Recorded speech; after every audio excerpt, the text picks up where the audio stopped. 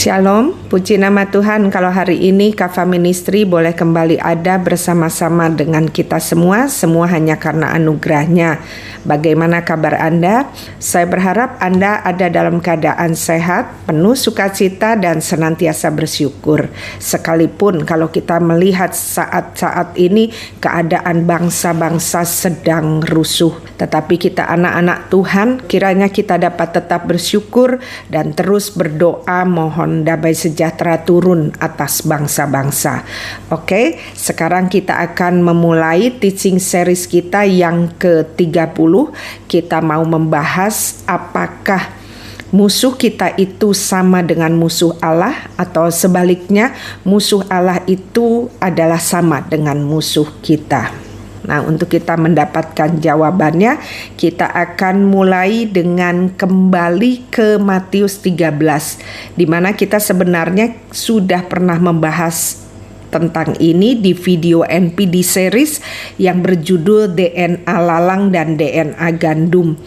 Tetapi karena hal ini berhubungan dengan apa yang akan kita bahas, maka kita akan kembali melihat ayat tersebut. Oh ya, sekali lagi apa yang Kafa Ministry sampaikan di sini bukan doktrin ya. Jadi kalau Anda tidak sepaham dengan apa yang Kafa Ministry sampaikan, tidak apa, abaikan saja dan tidak usah diteruskan. Kami membagikan ini karena kami mau berbagi apa yang Tuhan sampaikan kepada kami. Jadi setelah Anda mendengarkan, Anda dapat renungkan dan diuji. Semoga memberkati. Kita mau baca Matius 13 ayat 24 sampai 29.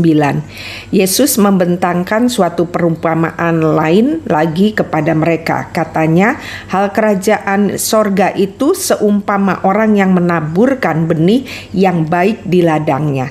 Tetapi pada waktu semua orang tidur, datanglah musuhnya menabur benih lalang di antara gandum itu lalu pergi. Ketika gandum itu mulai tumbuh dan mulai berbulir, nampak jugalah lalang itu. Maka datanglah hamba-hamba tuan ladang itu kepadanya dan berkata, "Tuan, bukankah benih baik yang Tuhan taburkan di ladang Tuan? Dari manakah lalang itu?"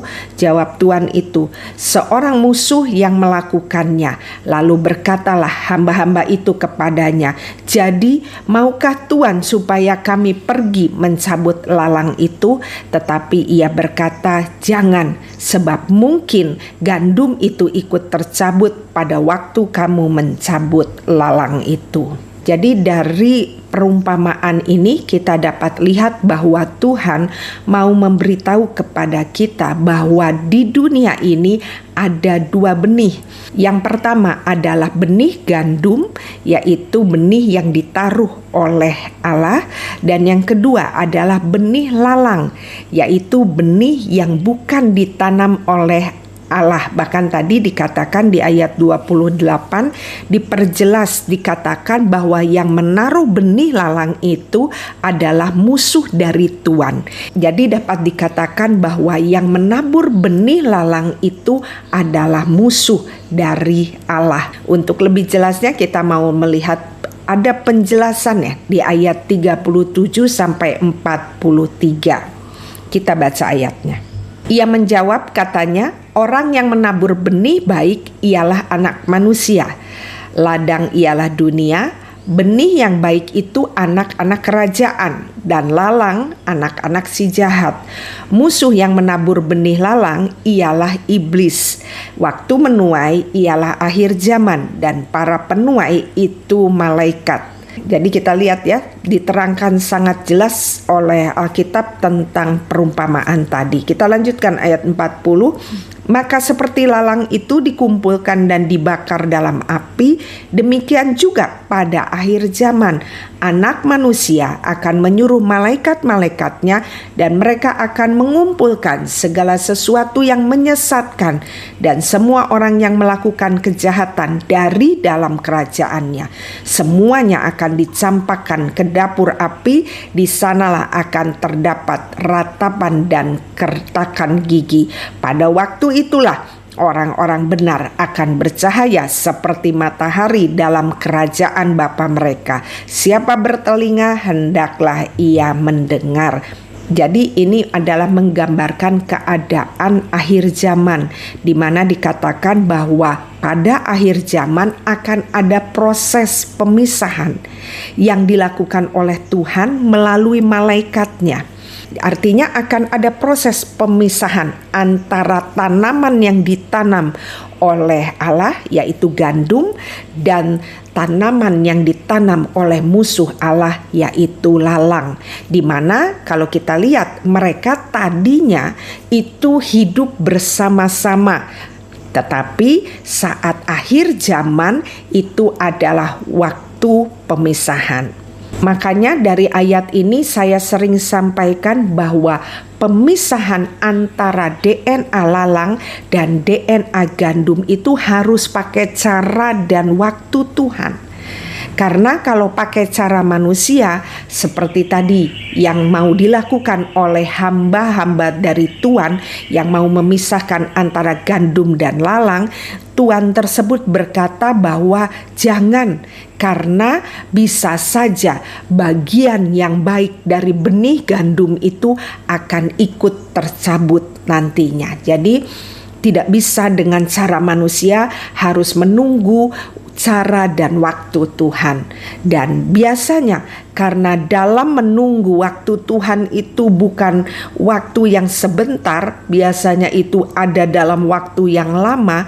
Inilah yang sering membuat para DNA gandum atau anak-anak kerajaan itu tidak kuat menunggu waktu Tuhan untuk memisahkan mereka dari himpitan atau tekanan lalang atau gambaran dari benih yang ditanam oleh iblis.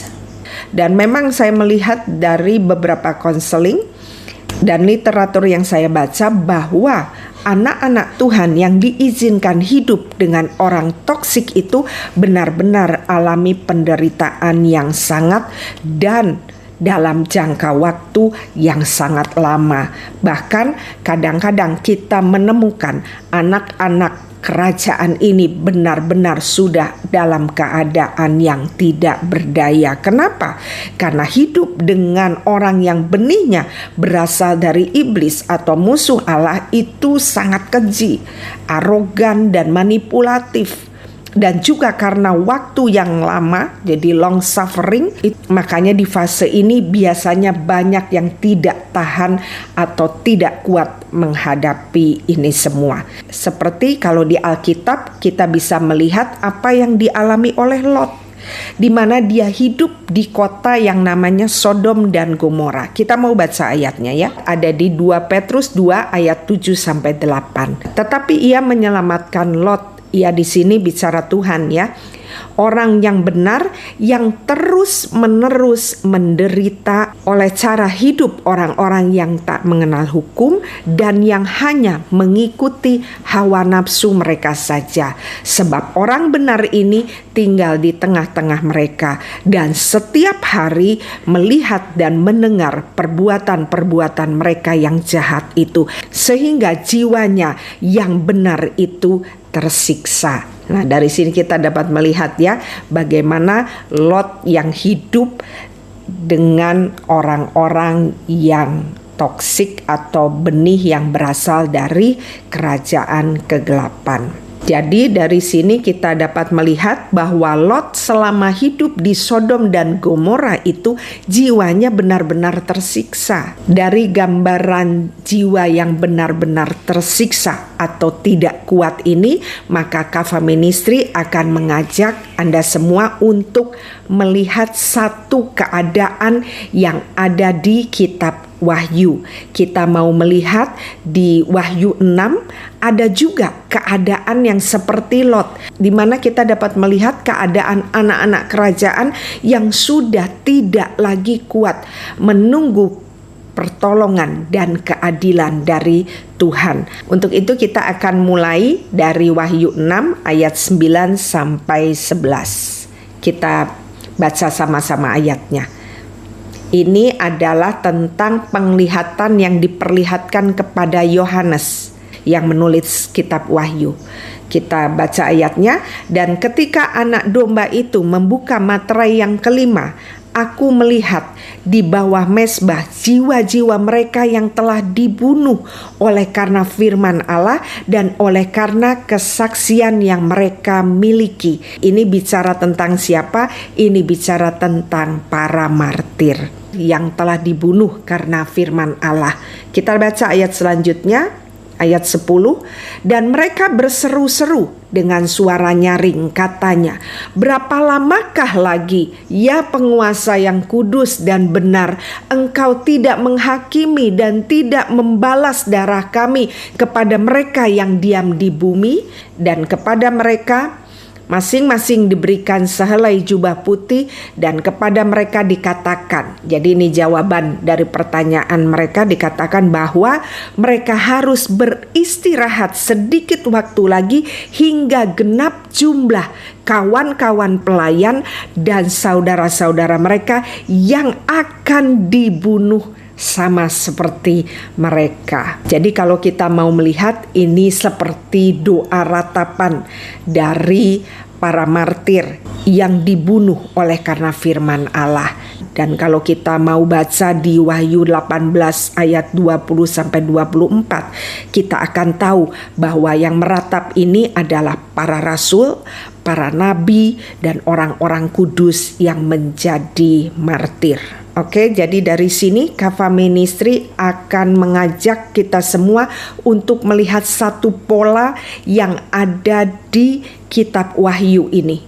Jadi kalau kita mau melihat, ini seperti yang terjadi dengan Lot, di mana mereka minta supaya Tuhan bertindak atas ketidakadilan yang terjadi pada anak-anak kerajaan yang mengalami penganiayaan selama di bumi. Bahkan tadi kita mendengar banyaknya para martir yang terbunuh. Dan karena ini bicara tentang ketidakadilan, maka pasti ada hubungannya dengan yang namanya pengadilan. Untuk itu Kava Ministry membuat satu timeline untuk kita melihat keberadaan para martir yang mengalami ketidakadilan. Jadi kalau kita mau buat ini seperti gambaran persidangan ilahi, maka kita akan melihat bagaimana proses dari mereka ini meratap sampai mereka itu mengalami kemenangan. Jadi kita akan melihat apa yang terjadi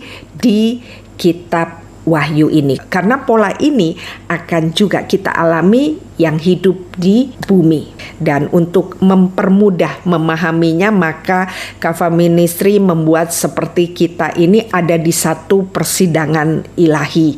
Kita mau melihat yang menjadi hakim di sini adalah Allah, kemudian yang menggugat itu adalah gandum atau anak-anak kerajaan. Ya, tadi kita sudah lihat ya, mereka itu ada rasul, nabi, orang-orang kudus, para martir yang minta keadilan untuk Tuhan membalas kejahatan yang dilakukan oleh para DNA lalang, bicara tentang iblis dan antek-anteknya.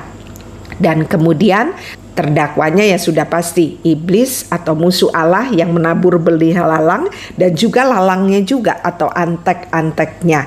Dan surat dakwaannya ini adalah tentang kasus penganiayaan dan pembunuhan umat kepunyaan Allah di bumi. Bicara tentang benih gandum tadi atau anak-anak kerajaan yang mengalami penganiayaan oleh iblis dan juga antek-anteknya. Oke, sekarang kita mau lihat timeline-nya ya. Jadi tadi di Wahyu 6 itu para martir atau anak-anak kerajaan itu berteriak minta keadilan, dan ternyata jawabannya baru terlihat di Wahyu 17 ayat 1-3. Kita baca ayatnya. Lalu datanglah seorang dari ketujuh malaikat yang membawa ketujuh cawan itu dan berkata kepadaku, mari sini, aku akan menunjukkan kepadamu putusan atas pelacur besar yang duduk di tempat yang banyak airnya. Dengan dia raja-raja di bumi telah berbuat cabul dan penghuni-penghuni bumi telah mabuk oleh anggur percabulannya. Dari sini kita melihat bahwa ternyata di Wahyu 17 ini doa dari para martir itu dijawab, di mana malaikat ini membawa surat keputusan yang berisi penghukuman bagi pelacur besar yang duduk di atas air. Jadi yang menjadi musuh dari anak-anak kerajaan atau yang menganiaya para martir tadi adalah pelacur besar yang duduk di tempat yang banyak air. Untuk kita dapat mengerti ini, kita baca ayat selanjutnya. Kita mau melihat siapa pelacur besar itu. Dalam roh aku dibawanya ke padang gurun. Ini Yohanes ya bercerita bahwa dia dibawa ke padang gurun. Dan aku melihat seorang perempuan duduk di atas seekor binatang yang merah ungu, yang penuh tertulis dengan nama-nama hujat. Binatang itu mempunyai 7 kepala dan 10 tanduk. Dan perempuan itu memakai kain ungu dan kain kirmisi yang dihiasi dengan emas, permata dan mutiara, dan di tangannya ada suatu cawan emas penuh dengan segala kekejian dan kenajisan percabulannya, dan pada dahinya tertulis satu nama, satu rahasia. Ini identitas dari pelacur besar tadi. Kita baca, Babel besar, ibu dari wanita-wanita pelacur dan dari kekejian di bumi. Ternyata perempuan pelacur besar tadi yang dikatakan surat keputusannya sudah dikeluarkan untuk menghukum perempuan pelacur besar ini disebut dengan Babel besar. Dan dia adalah gambaran dari ibu dari wanita-wanita pelacur yang menggambarkan kenajisan dan kekejian yang ada di bumi. Selanjutnya kita mau melihat ya. Jadi tadi ada ratapan, kemudian surat keputusan sudah dikeluarkan. Sekarang kita mau melihat selanjutnya di Wahyu 18 ayat 1 sampai 3. Kita baca ayatnya. Jatuhnya Babel. Kemudian daripada itu aku melihat seorang malaikat lain turun dari sorga. Ia mempunyai kekuasaan besar dan bumi menjadi terang oleh kemuliaannya. Jadi ini malaikat terang ya. Dan ia berseru dengan suara yang kuat, katanya, sudah rubuh Babel kota besar itu. Dan ia telah menjadi tempat kediaman roh-roh jahat dan tempat bersembunyi semua roh najis dan tempat bersembunyi segala burung yang najis dan yang dibenci, karena semua bangsa telah minum dari anggur hawa nafsu cabulnya, dan raja-raja di bumi telah berbuat cabul dengan dia, dan pedagang-pedagang di bumi telah menjadi kaya oleh kelimpahan hawa nafsunya. Ternyata sesudah surat keputusan dikeluarkan, maka ada malaikat terang yang berseru dengan kuat menyatakan bahwa sudah rubuh Babel kota besar itu. Jadi ternyata terjadi sesuatu dengan perempuan Babel ini di mana dia roboh. Dan selanjutnya kita mau melihat apa yang terjadi.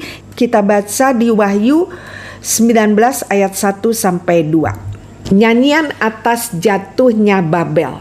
Kemudian daripada itu aku mendengar seperti suara yang nyaring dari himpunan besar orang banyak di surga. Katanya, haleluya, keselamatan dan kemuliaan dan kekuasaan adalah pada Allah kita. Sebab benar dan adil segala penghakimannya, karena ia telah menghakimi pelacur besar itu yang merusakkan bumi dengan percabulannya, dan ialah maksudnya Tuhan yang telah membalaskan darah hamba-hambanya atas pelacur itu. Bicara tadi para martir, dan untuk kedua kalinya mereka berkata, haleluya, ya, asap naik sampai selama-lamanya. Dan ke-24 tua-tua Dan keempat, makhluk itu tersungkur dan menyembah Allah yang duduk di atas tahta itu, dan mereka berkata, amin, haleluya. Maka kedengaranlah suatu suara dari tahta itu, pujilah Allah kita, hai semua hambanya, kamu yang takut akan Dia, baik kecil maupun besar. Jadi ternyata setelah tadi ada sorak-sorai dikatakan Babel itu sudah rubuh, di surga ada sukacita besar. Kenapa? Karena perempuan pelacur Babel ini sudah dijatuhi hukuman. Jadi dari sini kita dapat melihat adanya penghukuman atas musuh Allah dan juga musuh anak-anaknya, anak-anak kerajaan. Timeline ini kita simpan dulu. Nanti di seri selanjutnya saya akan membuka kitab Ester. Kita akan bahas tentang adanya timeline yang sama dengan yang terjadi di kitab Wahyu ini dengan kitab Ester. Tapi kita akan bahasnya nanti di seri selanjutnya. Saya di seri ini mau memberikan penjelasannya dahulu supaya nanti kita lebih lagi paham apa yang kita bahas di kitab Ester. Sekarang kita mau melihat lagi siapa perempuan pelacur besar tadi yang disebut Babel.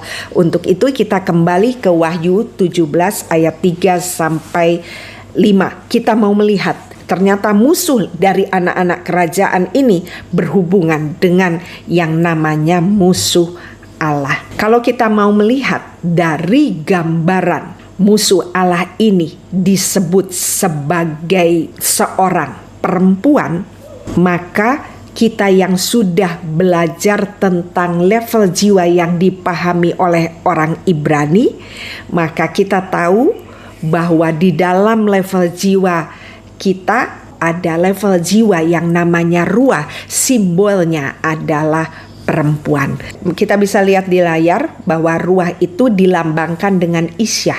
Isyah itu perempuan. Dan di level jiwa yang dipahami oleh orang Ibrani yang menggambarkan ini adalah jiwa dari DNA gandum, maka gambaran dari ruah ini kalau kita masukkan ke dalam pola Taman Eden, maka ini adalah bicara tentang perempuan yang ada di Taman Eden yang adalah Hawa. Makanya Hawa itu dikatakan ibu dari segala yang hidup. Nah, kalau dari gambaran pelacur besar Babel ini, maka kita dapat melihat ini adalah gambaran dari ruah yang najis dan kotor. Dan kita sudah juga belajar banyak tentang keberadaan ruah ini. Ruah ini bicara tentang apa? Bicara tentang jiwa kita yang berhubungan dengan gairah atau passion, kemudian juga keinginan atau desire, imajinasi, dan center ego. Dan kalau kita lihat di ruah ini, maka manifestasinya adalah berupa kata-kata yang keluar dari mulut manusia. Nanti kita akan paham makanya kenapa Babel itu, menara Babel itu dikacaukannya di level bahasa. Karena sehubungan dengan yang namanya ruah ini.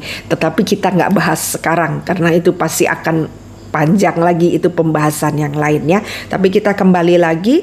Jadi ini bisa diartikan kalau seseorang itu ruahnya adalah gambaran dari pelacur besar atau Babel ini, itu bicara bahwa seseorang yang punya gairah, keinginan, imajinasinya itu berhubungan dengan hal-hal yang najis atau kotor dan juga keji, serta memiliki ego, karena ruah ini tempat center ego yang sangat tinggi. Gambaran dari seseorang yang punya jiwa yang toksik, di mana arogan, keji dan manipulatif. Makanya bisa dilihat bagaimana kata-kata dari orang yang ruahnya adalah pelacur besar atau Babel ini, pasti kata-katanya adalah kata-kata yang kotor, kata-kata yang najis, serta kata-kata yang jahat atau keji.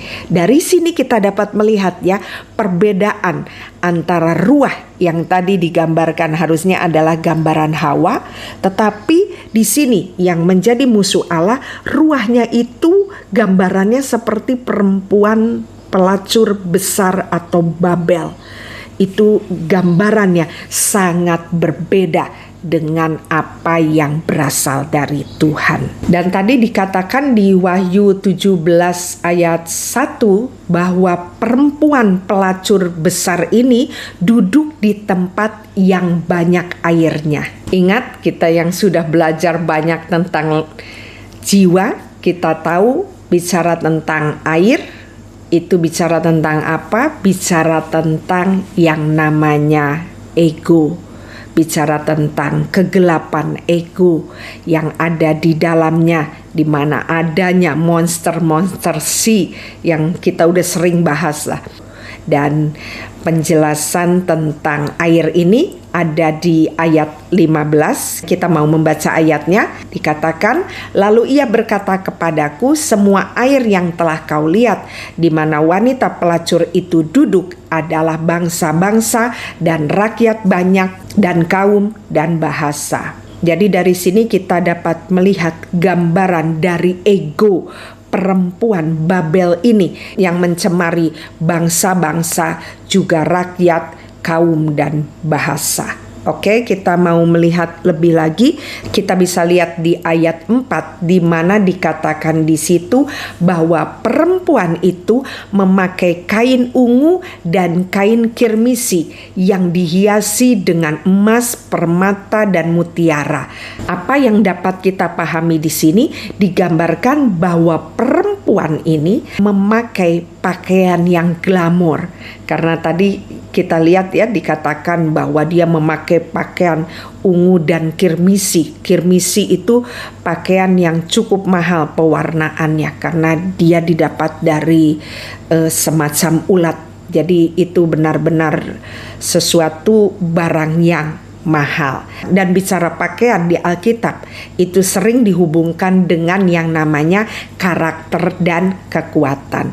Jadi dari sini menggambarkan bahwa seseorang yang ruahnya itu diduduki oleh perempuan cabul atau Babel ini pasti karakternya itu hedonisme. Jadi kehidupan yang hedon itulah yang menjadi kekuatannya. Dan kalau kita mau melihat manusia di akhir zaman ini, bukankah karakter hedonisme ini sering dipakai oleh para pembesar, para penguasa yang mau menunjukkan kekuatan dan kuasanya. Dan selanjutnya juga dikatakan tadi bahwa perempuan ini memegang cawan emas. Cawan emas ini gambaran dari apa? Simbol kekayaan yang luar biasa. Dan kalau kita mau melihat isi dari cawan emas itu dikatakan bahwa sesuatu yang najis dan keji. Ini bicara tentang apa? Kebejatan moral yang dibungkus oleh sesuatu yang sepertinya mulia. Dan tadi dikatakan bahwa perempuan pelacur besar atau Babel ini sedang menduduki bangsa-bangsa, rakyat, kaum, dan bahasa. Ini bicara apa? Bicara tadi karakter hedonisme, kemudian juga karakter di mana perbuatan najis dibungkus sepertinya sesuatu yang murni. Ini sedang ada di raja-raja dan juga bangsa serta rakyatnya. Oke, semoga bisa dipahami ya. Kita harusnya lebih paham karena sekarang kita banyak melihat ini di pemimpin-pemimpin bangsa. Makanya di pesan Tuhan memasuki 2026 saya sampaikan kalau nggak salah di seri yang ketiganya bahwa inilah munculnya NPD bangsa. NPD bangsa itu apa? Gambaran tentang para pemimpin, para penguasa yang sedang diduduki oleh ruah perempuan Babel besar. Oke, kita sudah melihat gambaran dari perempuan pelacur besar atau Babel ini, dan ternyata dia ini mengendarai atau menaiki binatang yang digambarkan di ayat 3. Untuk lebih jelasnya kita baca ayatnya ya. Dalam roh aku dibawa ke padang gurun. Jadi Yohanes dibawa ke padang gurun dan aku melihat perempuan duduk di atas seekor binatang yang merah ungu. Sama ya, tadi seperti baju dari perempuan pelacur besar ini. Yang penuh tertulis dengan nama-nama hujat. Binatang itu mempunyai 7 kepala dan 10 tanduk. Jadi dari sini kita dapat melihat ternyata pelacur besar ini menunggangi atau menduduki binatang yang mempunyai 7 kepala dan 10 tanduk. Dan tadi dikatakan binatangnya ini warnanya merah ungu. Mirip tadi dengan pakaian perempuan Samuel ini yang berwarna ungu dan kirmisi. Kirmisi itu warna merah, dan bicara merah serta kirmisi kalau kita baca di Yesaya 1 ayat 18 itu menggambarkan tentang dosa. Dan kalau kita lihat binatang ini juga dikatakan penuh tertulis nama-nama hujat. Nama-nama hujat ini bicara tentang apa? Tindakan yang menentang Tuhan. Seperti bisa keangkuhan, kesombongan, atau penolakan terhadap kebenaran. Dan di akhir zaman ini kita sering melihat banyak hal-hal tindakan khususnya ya dalam bidang entertain itu sering penuh dengan yang namanya hujatan kepada Tuhan. Kita banyak melihat artis-artis dunia yang melakukan entertain dan menghujat Allah itu banyak sekali akhir-akhir ini. Dan kalau dikatakan tadi penuh nama-nama hujat, artinya disinilah sumbernya. Jadi kalau kita lihat tadi perempuan pelacur besar Babel itu dikatakan penuh dengan kenajisan dan kekejian, ternyata sumbernya itu dari binatang ini. Dan kalau tadi dikatakan dia punya 7 kepala dan 10 tanduk, nah kita akan membahas tentang ini. Oke, sekarang kita kembali ke level jiwa yang dipahami oleh orang Ibrani. Tadi kita sudah banyak bicara bahwa benih yang berasal dari kegelapan itu ruahnya adalah perempuan pelacur besar atau Babel. Nah, sekarang kita mau melihat binatang ini gambaran dari apa? Binatang ini gambaran dari nefes.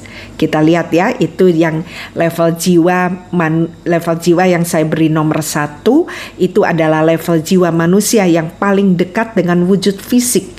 Dan biasanya ini berhubungan dengan yang namanya nafsu kebinatangan atau hawa nafsu. Dan disinilah biasanya perbuatan-perbuatan kedagingan itu ada.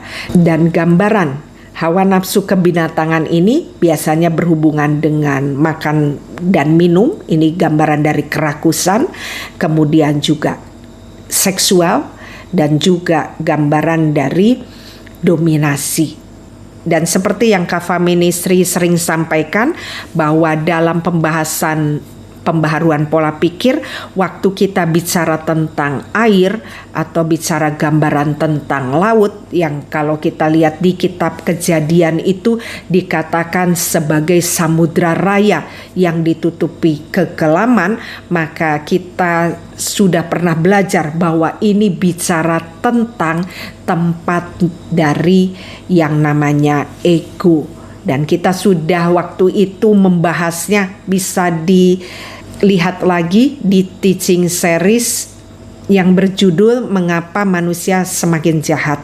Di situ Kafa Ministry banyak bicara tentang yang namanya air atau juga samudra raya yang ditutupi oleh kekelaman. Dan kita ingat waktu menggambarkan tentang kekelaman dari ego, itu adalah tempat yang paling dalam. Waktu itu saya gambarkan sebagai palung Mariana, palung yang terdalam yang ada di bumi kita. Di situ ternyata ditemukan monster-monster laut atau monster-monster sea, atau gambaran dari binatang-binatang yang bentuknya itu mengerikan. Jadi menggambarkan sesuatu yang ada di dalam ego kita. Nah, kemarin kita sudah bahas banyak tentang egonya. Nah, sekarang kita temukan siapa monster C-nya itu. Salah satu wujudnya adalah ini, yaitu binatang yang kepalanya 7 dan tanduknya 10. Gambaran dari binatang yang diduduki oleh perempuan pelacur besar atau Babel, di mana dikatakan kepalanya 7. Bicara kepala itu bicara tentang raja-raja atau bicara kekuasaan. Dan bicara tentang tanduk itu bicara tentang spirit atau roh. Kenapa saya bisa katakan ini tentang roh atau spirit? Karena kalau kita lihat di kitab Wahyu tentang Tuhan Yesus, itu gambaran binatangnya adalah anak domba. Makanya disebut dengan anak domba Allah. Dan kita mau baca Wahyu 5 ayat 6. Maka aku melihat di tengah-tengah tahta dan keempat makhluk itu, dan di tengah tua-tua itu berdiri seekor anak domba seperti telah disembelih. Nah, jadi gambaran anak domba ini wujudnya ada yang terlihat berubah. Kenapa? Waktu Tuhan Yesus sudah mengalami kemenangan, anak dombanya digambarkan dia bertanduk 7 dan bermata 7. Itulah ketujuh roh Allah yang diutus ke seluruh bumi. Makanya saya katakan kalau di binatang yang dikatakan punya 7 kepala ini punya 10 tanduk, itu gambaran dari spirit atau roh yang ada di belakangnya. Dan kalau kita mau melihat di Ulangan 33 ayat 17, bicara tanduk itu juga bicara tentang kekuatan. Dan kalau tadi kita melihat ya, anak domba Allah ini punya 7 tanduk, tetapi kalau kita lihat kepalanya cuma 1. Makanya ini gambaran dari sesuatu yang solid, sesuatu yang unity, sesuatu yang harmoni. Sedangkan binatang ini punya 7 kepala, menggambarkan sebenarnya satu kerajaan yang terpecah. Jadi binatang ini punya spirit masing-masing karena kepalanya ada 7, dan mereka juga punya kekuatan yang luar biasa karena tadi dikatakan tanduknya 10. 10 itu gambar keutuhan, gambar kesempurnaan. Makanya gambaran dari binatang yang diduduki perempuan Babel ini, itulah yang menyebabkan kerusakan yang ada di bumi. Sedangkan 7 roh Allah yang ada di anak domba Allah yang bicara adalah Tuhan Yesus, itu adalah gambaran dari kekuatan Tuhan untuk menyelamatkan bumi seperti yang tertulis di Yohanes 3 ayat 16. Karena begitu besar kasih Allah akan dunia ini, ya, jadi karena kasih Tuhan kepada dunia, karena dunianya sudah dirusak ini sama tadi binatang yang kepala 7 dan 10 tanduk, maka dia berikan anaknya yang tunggal. Untuk apa? Untuk supaya kita yang percaya tidak binasa. Jadi luar biasa ya Alkitab itu, kalau kita baca itu sesuatu yang sungguh dahsyat. Oke, tentang binatang ini kita mau melihat di Wahyu 17 ayat 8. Adapun binatang yang telah kau lihat ini telah ada, namun tidak ada, ia akan muncul dari jurang maut. Ini yang sering saya katakan ya, saya gambarkan sebagai tempat terdalam di mana yang sekali lagi saya bilang itu adalah palung laut. Ini gambaran ya, maksudnya gini.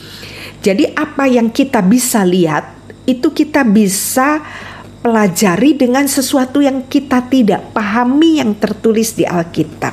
Jadi waktu kita melihat gambaran palung laut, kita bisa belajar tentang yang namanya kedalaman dari jiwa manusia, yang dimana itu adalah tempat dari ego. Dan kalau kemarin kita sudah membahas di video pesan Tuhan memasuki 2026, kita bahas tentang tempat yang namanya Eglaim.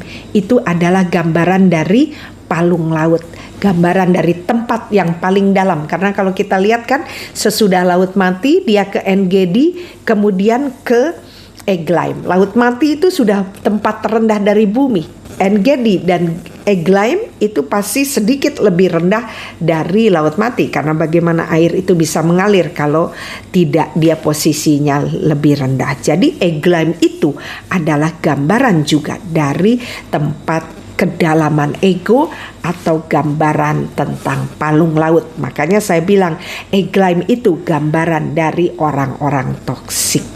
Ya, semoga bisa dipahami. Kita lanjutkan ayatnya, dikatakan dan ia menuju kepada kebinasaan. Ini seperti yang tadi kita lihat di timeline ya, bahwa memang akhirnya mereka akan mengalami penghukuman. Kita lanjutkan ayatnya, dan mereka yang diam di bumi siapa? Manusia.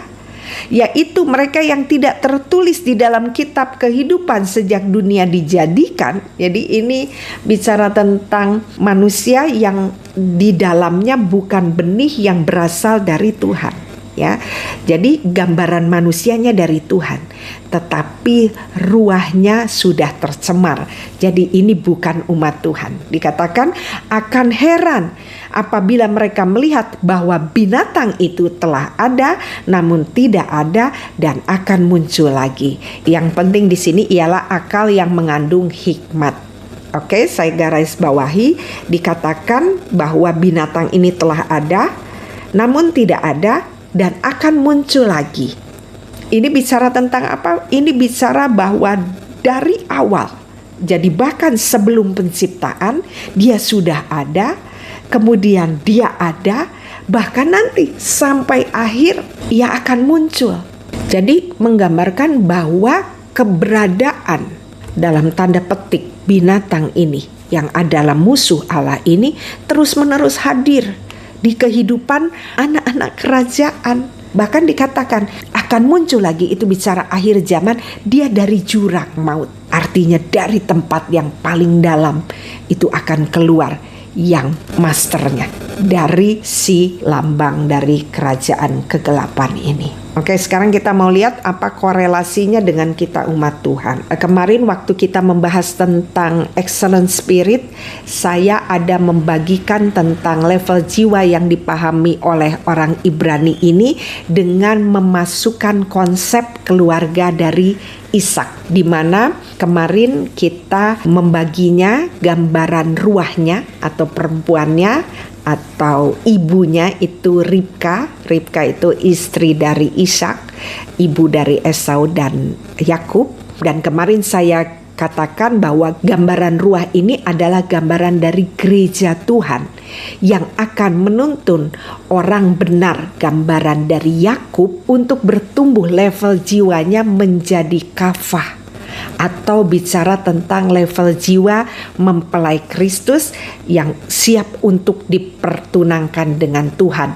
Sampai akhirnya kita akan ada di posisi menjadi satu dengan Tuhan yang kita kenal dengan yang namanya Yesida. Jadi gambaran ruah di sini adalah gambaran dari gereja Tuhan yang mau menuntun orang benar untuk mencapai level jiwa yang namanya kafah atau bicara tentang kehidupan.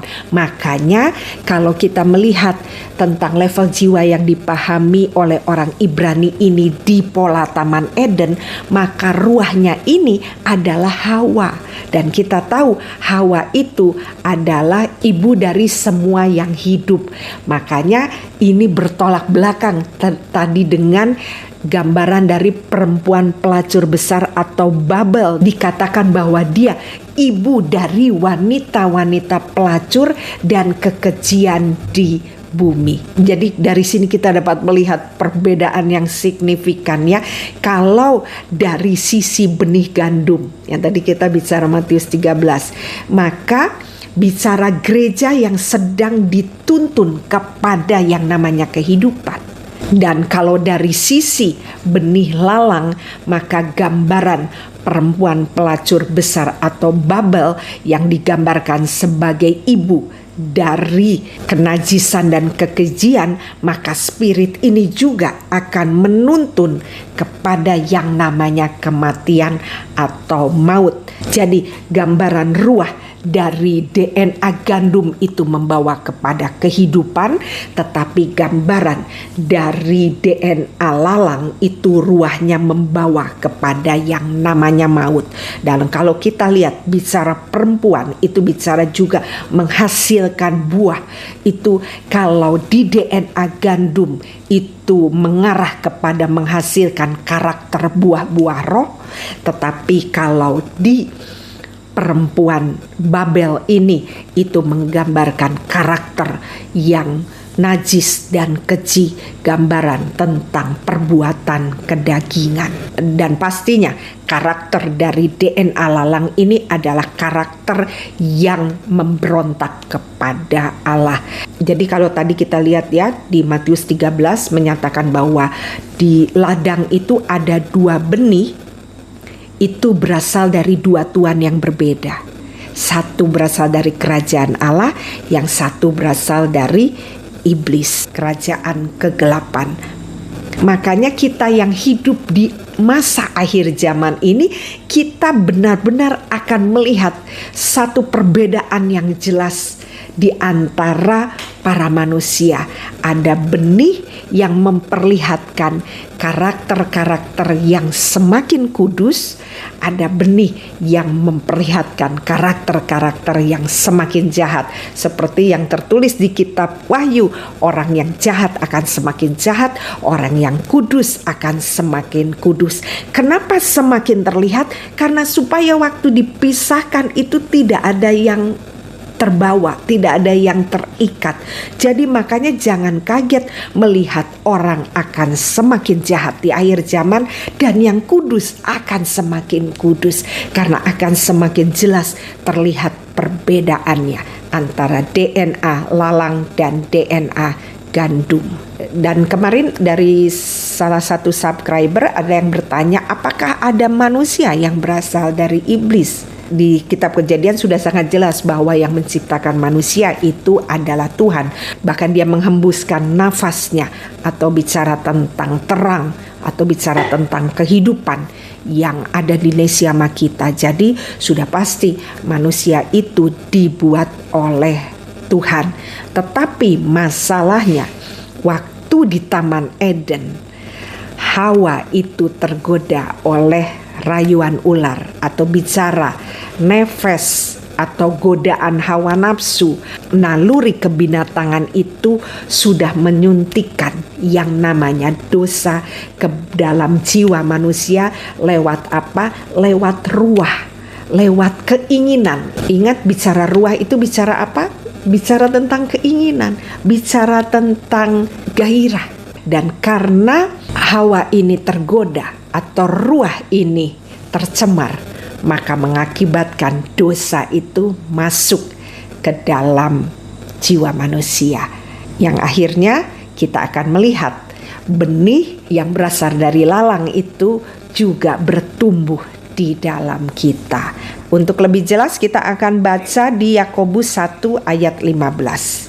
Dan apabila keinginan itu telah dibuahi, ia melahirkan dosa. Dan apabila dosa itu sudah matang, ia melahirkan maut. Dari sini jelas ya, apabila keinginan itu bahasa aslinya epitumia, bicara tentang hawa nafsu. Tadi keinginan, ruah telah dibuahi. Telah dibuahi artinya dia menerima benih dari si ular, ia melahirkan dosa. Ingat tadi gambaran dari ruah itu adalah perempuan, gambaran melahirkan atau mengandung. Jadi dosa itu sudah masuk ke dalam manusia, dan apabila dosa itu sudah matang, itulah yang akan melahirkan namanya maut. Makanya dari sini kita dapat melihat bahwa ternyata manusia yang diciptakan Allah itu sudah tercampur, tidak original lagi, tidak murni lagi. Jadi dari sini kita dapat melihat bahwa benih dari musuh itulah yang membuat manusia tidak lagi murni. Dia sudah tercampur. Makanya kalau tadi dikatakan bahwa gambaran perempuan pelacur besar itu adalah Babel, kalau kita mau lihat arti kata Babel, maknanya itu adalah bercampur. Oke, jadi dari sini kita pahamnya tentang benih yang dimaksud di Matius 13. Oke, mungkin untuk lebih mudahnya, lebih bisa dipahami, saya membuat skema level jiwa yang dipahami oleh orang Ibrani, tapi saya membuatnya membagikan tentang level jiwa dari DNA gandum dan level jiwa dari DNA lalang. Kita bisa lihat di layar. Dari sini kita lihat ya bahwa dengan kita belajar level jiwa yang dipahami oleh orang Ibrani, kita bisa banyak belajar tentang banyak hal yang ada di Alkitab. Bahkan untuk melihat keberadaan Trinitas Allah itu lebih mudah kita dapat mengertinya waktu kita memasukkannya ke dalam level jiwa yang dipahami oleh orang Ibrani, di mana kita dapat melihat bicara tentang Neshama itu gambaran apa? Allah Bapa. Kemudian bicara ruah itu bicara Roh Kudus, dan nefes itu bicara gambaran apa? Anak Allah, di mana itu menggambarkan bagaimana Allah yang menjadi manusia. Makanya di level nefes ini kita dapat melihat tadi kan gambarannya juga sebagai anak domba, dan di nefes ini juga kalau kita lihat di situ manifestasinya berupa tindakan, dan kita tahu bahwa dosa itu berhubungan dengan yang namanya tindakan. Makanya Tuhan Yesus itu dicambuk di punggung berhubungan dengan persyarafan yang ada di tulang punggung kita, di mana tulang punggung kita di dalamnya itu ada yang namanya medula spinalis. Itu merupakan bagian dari otak kita yang berhubungan dengan persyarafan yang membuat manusia dapat melakukan tindakan. Dari sini juga kita paham bahwa bicara tentang dosa itu juga bicara tentang hal yang ada di nefes, dan Tuhan Yesus sudah membayar lunas di kayu salib, sehingga kita harusnya kalau memahami tentang kematian Tuhan Yesus di kayu salib, harusnya waktu kita menerima Tuhan Yesus sebagai Tuhan dan Juru Selamat kita, kita itu tidak bisa lagi berbuah kedagingan. Kita harusnya berbuah roh, karena kita sudah ditebus oleh darah Yesus. Masalahnya kita punya ruah yang masih berkeinginan untuk bercampur. Itulah yang mencemari kita. Akibatnya kita, walaupun sebagai orang yang sudah mengakui Tuhan sebagai Juru Selamat, tapi kita tercampur dengan yang namanya dunia. Makanya di Roma 12 itu selalu dikatakan jangan menjadi serupa dengan dunia, artinya jangan tercampur. Kalau kita tercampur itu berbahaya, karena tadi ruah kita bisa bukan yang murni lagi, bisa isinya perempuan pelacur besar atau Babel yang karakternya tuh hedon, karakternya arogan, sombong, manipulatif. Dan kalau kita mau melihat karakter manusia akhir zaman, banyak yang seperti itu. Dari ini kita paham apa isi dari jiwa mereka, ruah mereka apa waktu mereka punya karakter kedagingan. Oke, saya nggak lanjutkan karena itu nanti kita akan lebih lagi bahas di seri Kitab Kejadian. Ya, nanti kita akan keluarkan seri Kitab Kejadian, kita akan lebih lagi belajar tentang itu.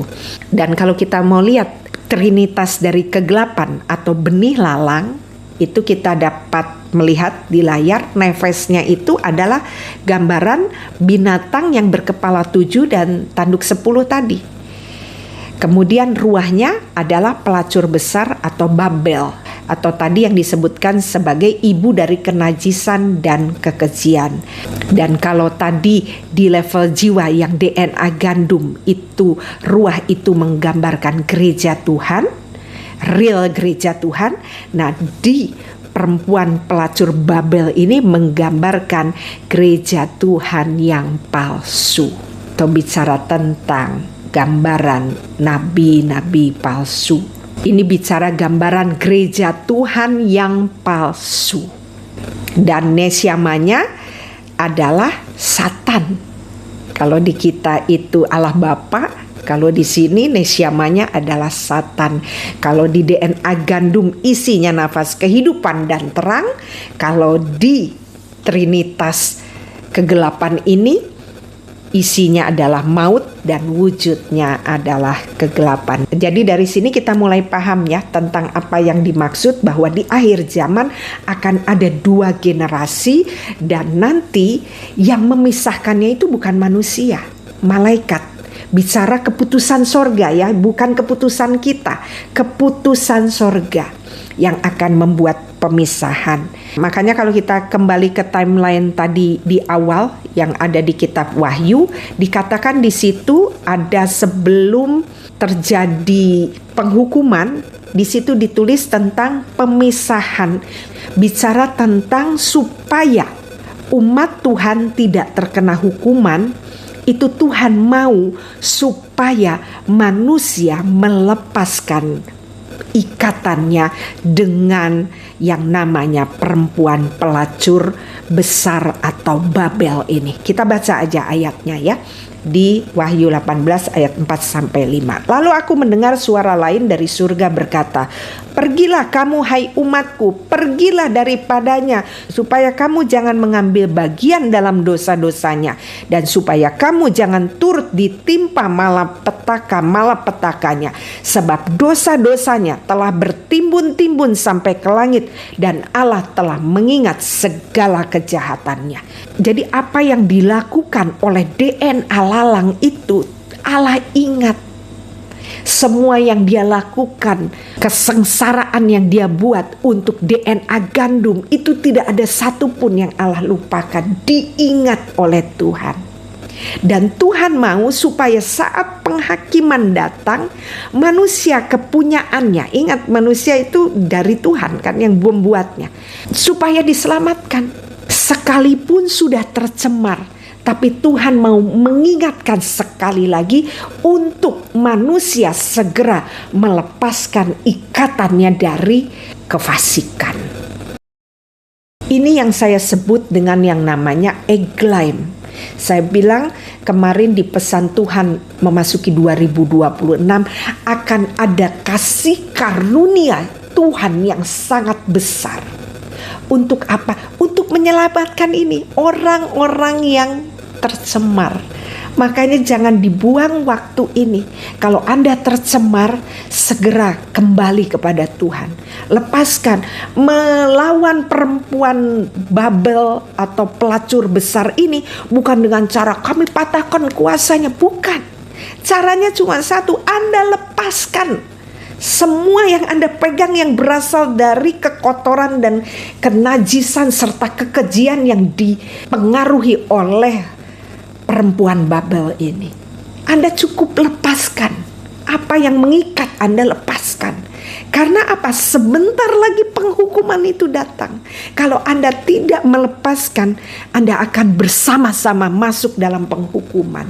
Inilah kasih karunia terbesar yang kemarin di pesan Tuhan 2026 bahwa eglaim itu diberi kesempatan untuk mereka ini dapat kembali kepada Tuhan.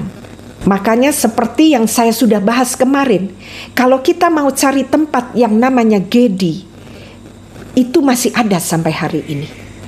Tetapi kalau kita mau mencari yang namanya eglaim, itu tidak ada. Gambaran apa? Karena eglaim ini akan dibakar. Orang toksik itu lahir dari pengaruh ruah perempuan Babel besar. Kalau dia tidak melepaskan ikatannya, pegangannya kepada perempuan Babel ini, maka dia akan dihukum. Dan hukumannya kita sudah baca di Matius 13. DNA lalang dikumpulkan, dibakar. Bicara dibakar tidak ada lagi. Makanya sampai hari ini eglaim tidak diketahui tempatnya di mana. Mengerikan. Makanya pakailah kesempatan ini. Kalau kita tercampur, ayo kembali. Ini waktunya. Sebentar lagi Tuhan datang. Ini kasih karunia terbesar untuk Tuhan membawa umat manusia kembali kepadanya. Dia tidak ingin satu manusia pun binasa. Tapi semua kembali kepada kita. Kita diberikan kehendak bebas untuk kita mau melepaskan Babel besar dan mengikut Tuhan, atau kita tetap mengikuti perempuan pelacur besar Babel yang memang kalau di akhir zaman ini rayuannya luar biasa. Mereka menawarkan apa? Ketenaran, kekayaan, kekuasaan. Itu menggiurkan. Tetapi bayarannya terlalu mahal. Cepat tinggalkan. Oke, mungkin terakhir saya sedikit akan memberikan beberapa contoh yang ada di Alkitab tentang keberadaan DNA lalang dan juga DNA gandum. Di mana seperti tadi dikatakan di Wahyu 17 ayat 8-9 bahwa keberadaan binatang ini, bicara tentang spirit ini, dikatakan dia telah ada namun tidak ada dan dia akan muncul dari jurang maut. Nah, kita mau lihat beberapa contoh ya di Alkitab. Bisa dilihat di layar. Ini adalah gambaran dari manusia yang DNA lalang. Dan kita sekarang sudah tahu ruah mereka apa, nefes mereka apa, nesyama mereka apa. Itu ya, enaknya kita bisa belajar level jiwa, kita lebih lagi paham. Seperti kalau kita mau melihat di zaman Kaisar Nero, itu yang pertama itu gambaran Kaisar Nero, itu adalah di mana murid-murid Tuhan Yesus waktu itu ngalami penyiksaan luar biasa. Makanya kita lihat ya, murid-murid Tuhan Yesus itu ada yang disalib terbalik, ada yang disalib dengan tanda silang, ada yang ditombak, ada yang dibakar, bahkan ada yang diberikan jadi tontonan untuk mereka dimakan oleh singa. Itu ada di zaman Kaisar Nero. Lihat ya betapa jahatnya DNA lalang itu. Dan yang dituju siapa? DNA gandum. Dia tidak tertarik dengan hal yang bukan milik Tuhan. Dia mencari yang milik Tuhan. Akibatnya apa? Kita lihat waktu zaman Kaisar Nero, DNA lalang, DNA gandumnya siapa? Murid-murid Tuhan Yesus. Yang mungkin tadi yang dilihat oleh Yohanes sudah berteriak di atas di surga. Berapa lama lagi Tuhan? Kenapa? Karena sampai hari ini perempuan pelacur besar atau Babel belum dihukum. Karena Tuhan itu bekerja dengan schedule. Dia ada skemanya. Dia harus mengikuti aturannya. Kita lihat DNA lalang yang kedua siapa? Isabel. Kita jadi paham ya. Dia ruahnya perempuan Babel, pelacur besar, yang gambaran Babel, orang yang hedon, orang yang jahat, keji, dan juga kotor kehidupannya. Karena dia juga penyembahan berhala. Dan kemudian kita lihat siapa DNA gandumnya? Nabi Elia. Dan yang selanjutnya DNA lalang yang kita lihat itu siapa? Nebukadnezar. Kemarin kita sudah banyak belajar ya. DNA gandumnya siapa? Daniel, Sadrak, Mesak, Abednego. Ada juga Yeremia. Di zaman pembuangan itu banyak hamba-hamba Tuhan, orang-orang kudus, rasul dan nabi. Dan mereka mengalami penganiayaan. Bahkan di awal penciptaan ada siapa? DNA lalangnya Kain. DNA gandumnya siapa? Habel, dibunuh. Mungkin salah satu yang berteriak tadi di surga itu mungkin Habel. Makanya dibilang darah Habel berteriak. Mungkin berseru minta keadilan. Kemudian yang selanjutnya di zaman Tuhan Yesus. Ada siapa? Ada Herodes. Herodes itu makanya lihat ya, dari Tuhan Yesus masih mau dilahirkan, dia udah kejar. Jadi jangan kaget kalau hidupmu dikejar oleh yang namanya DNA lalang. Karena Anda DNA gandum, karena Anda anak kerajaan. Anda akan dikejar terus. Makanya tadi dibilang perlunya hikmat. Kalau kita baca Wahyu 13 juga, ketabahan dan iman. Itu excellent spirit. Excellent spirit itu ada 3. Kita punya ketabahan atau endurance. Dalam menanti pertolongan Tuhan di dalam tekanan ini, kita sedang dilatih punya endurance. Kemudian punya iman yang kuat, yang kokoh, tidak tergoyahkan. Dan yang ketiga, punya hikmat. Kita punya ini Inilah excellent spirit, kita akan bertahan di masa akhir zaman. Tanpa excellent spirit kita nggak bisa bertahan. Karena DNA lalang tadi kita lihat semakin jahat. Kita nggak usah jauh lagi lihat keadaan sekarang. Sudah bermunculan tuh NPD bangsa yang menghancurkan banyak manusia. Kemudian di zaman Tuhan Yesus ada siapa lagi? Yudas. Bahkan kalau kita baca ya di Yohanes 6 ayat 70, itu Tuhan Yesus jelas-jelas mengatakan bahwa Yudas itu adalah iblis. Kita mau baca ayatnya ya. Jawab Yesus kepada mereka, "Bukankah aku sendiri yang telah memilih kamu yang 12 ini?" Bicara murid Tuhan Yesus. "Namun seorang di antaramu adalah iblis." Jadi dari sini kita paham bahwa di setiap zaman di mana khususnya anak-anak Tuhan akan bersinar, itu DNA lalang udah nunggu gitu. Untuk mengacau atau membunuh, menghancurkan. Dan kemudian kita lihat lagi siapa di situ, ada Firaun, DNA lalangnya Firaun. Firaun bertemu DNA gandumnya siapa? Ada Musa, ada Harun, ada Miriam, ada Joshua. Memang benar telah ada, dia tidak ada dan muncul lagi, semakin lama semakin jahat. Bahkan di zaman modern kita lihat ada siapa di situ? Hitler. DNA gandumnya siapa? 6 juta orang Yahudi yang dibunuh. Makanya mungkin itu juga yang saat ini sedang berteriak, kapan Tuhan penghakiman dari Allah yang adil? Dan ini sudah waktunya untuk mendekati penghakiman. Makanya dia minta untuk kita memisahkan dari si perempuan Babel ini. Karena kalau tidak, begitu penghukuman datang, maka kita pun akan alami penghukuman kalau kita masih tercampur. Nanti di seri selanjutnya, habis ini kita akan bahas tentang Haman. DNA lalangnya Haman, kemudian DNA gandumnya ada siapa? Esther dan Mordekai. Ya, saya akan bahas ini lebih lagi karena saat ini juga kita sedang melihat adanya perang di Iran. Iran itu bicara tempat di mana Esther itu jadi ratu saat itu. Bicara tentang Persia. Nanti kita akan bahas di seri selanjutnya. Ya, jadi dari ini semua kita semakin paham ya bahwa memang DNA lalang dan DNA gandum itu ditaruh Tuhan berdampingan dan tidak bisa dicabut dengan cara kita.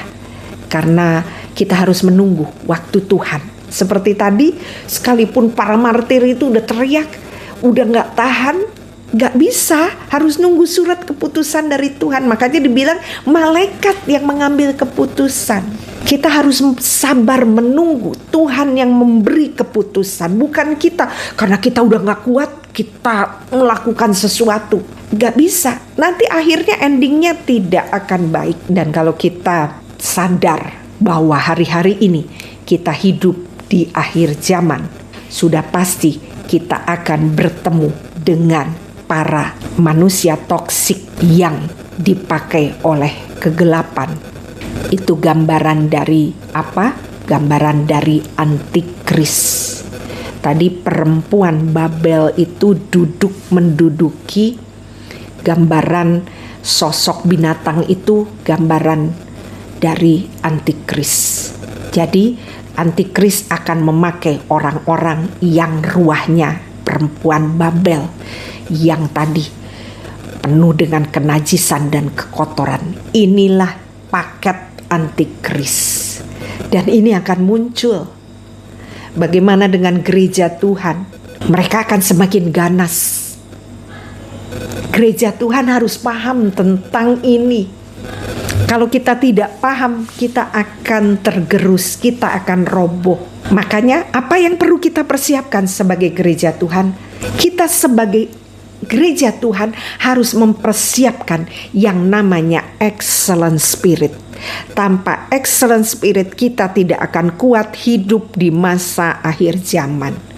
Dan saya sudah membahas tentang excellent spirit ini, ada 2 seri, bisa ditonton karena itu bekal untuk kita dapat hidup berkemenangan di masa akhir zaman. Oke, sekali lagi kita sebagai DNA gandum anak-anak kerajaan. Menjadi tugas kita hari ini. Jangan biarkan diri kita tercampur dengan yang namanya dunia, dengan yang namanya kegelapan. Karena seperti Roma 12 katakan, jangan menjadi serupa dengan dunia, tetapi berubahlah oleh pembaharuan budimu, supaya kita dapat membedakan mana yang baik, berkenan, dan sempurna. Excellent spirit itu bicara tentang kesempurnaan. Bicara tentang apa? Bicara tentang level jiwa kafah. Karena kalau kita sudah kafah, itu bicara kita siap menjadi mempelai Kristus, baru kita bisa dijadikan satu dengan Tuhan. Tuhan tidak mungkin bisa menyatukan diri dengan orang yang masih level jiwanya, apalagi ruahnya itu bicara tentang perempuan Babel. Tidak mungkin. Atau bicara ruahnya yang masih anak-anak. Tidak bisa. Kita harus mendewasakan level jiwa kita. Level jiwa excellent spirit itu adalah bicara tentang kafah. Bicara kita siap menantikan kedatangannya. Oke, itu yang bisa Kafah Ministry sampaikan di seri ini. Semoga apa yang disampaikan dapat menjadi berkat. Terima kasih atas perhatiannya dan terus topang doa kami supaya kami dapat memberikan hal-hal yang fresh from heaven. Tuhan Yesus memberkati.